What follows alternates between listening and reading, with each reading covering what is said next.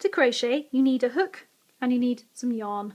So I've got different sized hooks here. I've got a 4mm, a 5mm, a 6mm and a 7mm. And the only difference between them is the size of this hook here. As you can see, this one is bigger than this one here. This one's very small. So I'm going to use a 5mm hook because that's what I tend to use with all my crocheting. I don't use very many stitches, I just literally double crochet, and I tend to make blankets. So for me this works, and it certainly works with this yarn.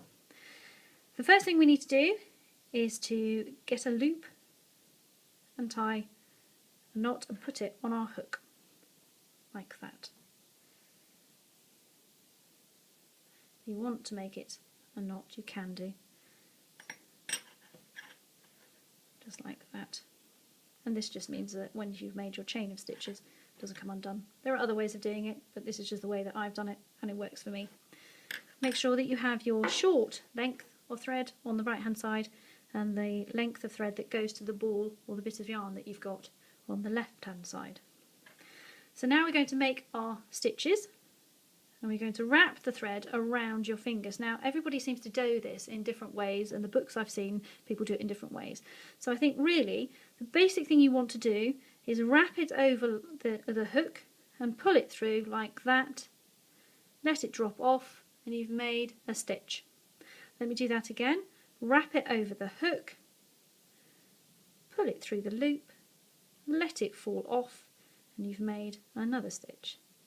And gradually you'll find your own way as to how you want to hold your thread while you're doing this. And I think that's the way you should hold the thread while you crochet, because obviously for some reason your brain wants to do it that way. I've tried to do it properly as the books, but I just can't seem to hold it properly. So for me this is how I crochet. So we're going to wrap it around, pull it through, let the loop fall off the hook. Wrap it around, pull it through, let the loop fall off the hook, and keep doing that for as many stitches as you want. So you could do up to 120, you could do up to 200, you could do only 10.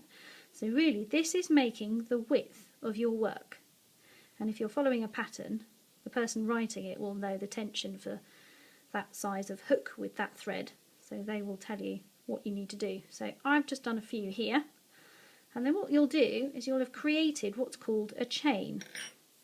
Now again, I'm no expert, I'm assuming they call it a chain because it looks like a length of chain. So you can see here you've got all these links of chain. Now to crochet our first row, we're going to put our hook in the first chain. Now you can't put it in the one directly that thread's coming out of, otherwise it will literally just come undone, and we don't want that to happen.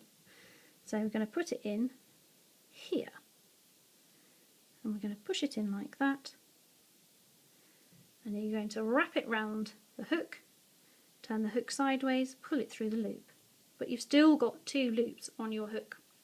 So then what we're going to do is wrap it round again and pull it through both of them, and then we're going to push it through the next one, wrap it round, pull it through, wrap it round, pull it through both.